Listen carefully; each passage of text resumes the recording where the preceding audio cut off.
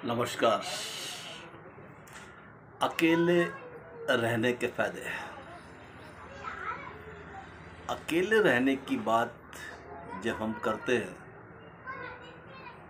तो बहुत से लोगों की घबराहट होती है कि कोई बातचीत करने वाला चाहिए,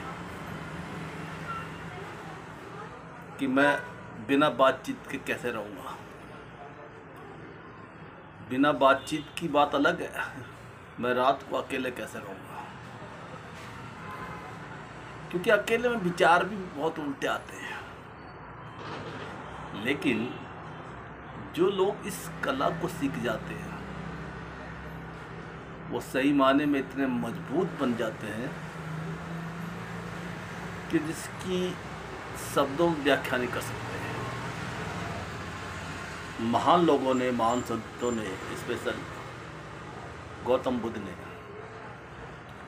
जब मैं 10 दिन की विपासना करने गया था तो वहाँ लिखा था कि आप अपने आप को अकेले समझो। यानी आप भीड़ में भी हैं तो भी अपने आप को अकेले समझो, परिवार के साथ हैं तो भी आप अकेले समझो।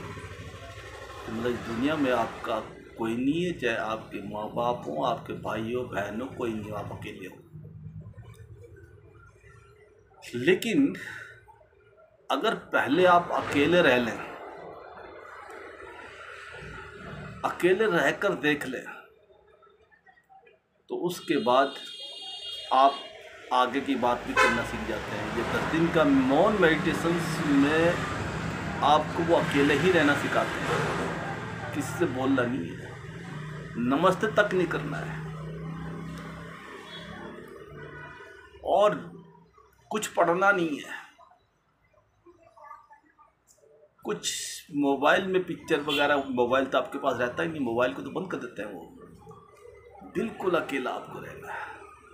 शुरू में दिक्कत आ सकती है लेकिन बाद में आप कामयाब हो जाते हैं। विपासना तो 9-10 दिन का है। इसमें एक कहानी ये भी है कि 2 दोस्त थे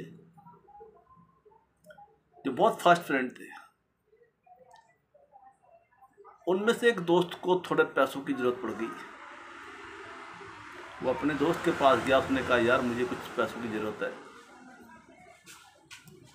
तो मुझे कुछ पैसे दे दे, मैं तुझे बाद में दे दूँगा। उसका दोस्त जो चालाक किस्म का था, उसने अपने दोस्त से कहा कि मैं इसे, मन में सोचा कि मैं इसे ज़रा मुश्किल लेता हूँ। उसने कहा कि दूर जंगल में मेरा एक मकान है जहाँ आसपास कोई दूसरा मकान नहीं है,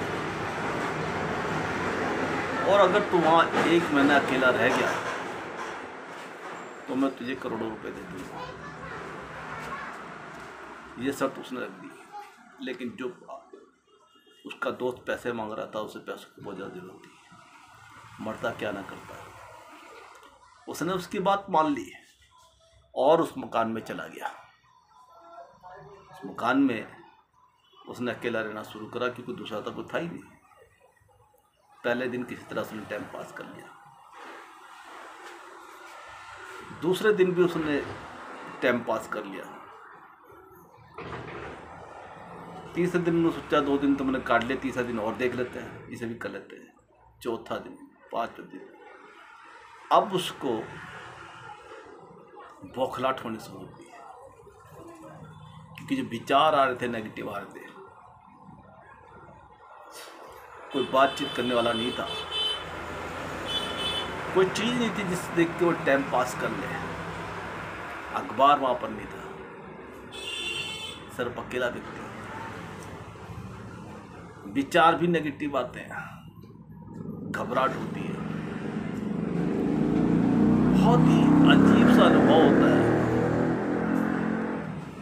अब उसके सारे विचार नेगेटिव आने लगे। वो सोचता रहा कि अब छोड़ो, अब जाऊं यहाँ से, रहने दो, पैसे नहीं देता था नहीं से, लेकिन मैं यहाँ क्यों मरूं। लेकिन उसने सोचा कि जब इतने दिन रह लिया हूँ, 5-6 दिन, 1 दिन और सही। वो 1 दिन और रहा। उन्हीं विचारों के साथ गंदे विचार आ रहे हैं, डरावने विचार आ रहे हैं, अजीब अजीब तरह के विचार आ रहे हैं। उसने एक दिन और काट लिया, और काटते काटते जब 10वां 12 दिन आया, एक दिन उसे शांति का अनुभव हुआ। ऐसी शांति जो उसे आज तक मिली नहीं थी, जो आज तक उसने अनुभव करी नहीं थी। अब बाकी के जो दिन थे 1 महीने में बचे हुए, वो कैसे गुजर के उसे पता ही नहीं लगा। ऐसी दूसरी तरफ जो उसका दोस्त था, उसे ध्यान लगा कि उसका एक दोस्त है जो उसके मकान पर गया हुआ है, 1 महीना पूरा होने वाला है, कहीं उसने 1 महीना पूरा कर लिया तो मुझे पैसे देने पड़ेंगे, और फिर मैं क्या करूँगा कि उसका तो जीत जाएगा। अब उसके दिमाग में उल्टी बात चलने लगी। अब वो सोचता रहा क्या करूँ क्या करूँ। उसने बंदूक उठाई और अपने मकान की तरफ चला गया।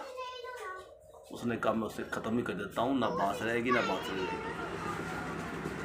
इधर इसका दोस्त आखिरी दिन आ चुका था।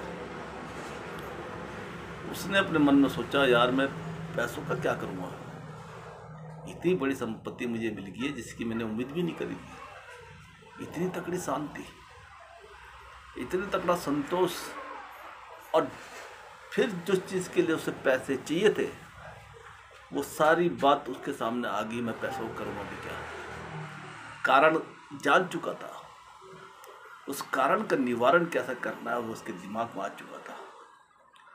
उसने एक लेटर लिखा, कहीं से कागज ढूंढ ढांड के एक लेटर लिखा, दोस्त आपने जो चीज़ मुझे दी है, जो शांति मुझे यहाँ मिली है, जो मुझे मिला है, उस पैसों के इसके सामने पैसे कुछ है ही नहीं।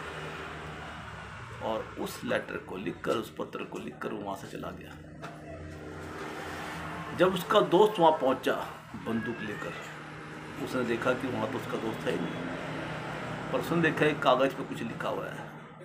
उसने कागज़ को पढ़ा और कागज़ को पढ़कर वह हैरान रह गया कि उसका दोस्त लिखता है कि जो तूने दिया मुझे, उससे बड़ी संपत्ति तो कुछ है ही नहीं, जो तेरी संपत्ति उसके सामने कुछ वो है ही नहीं।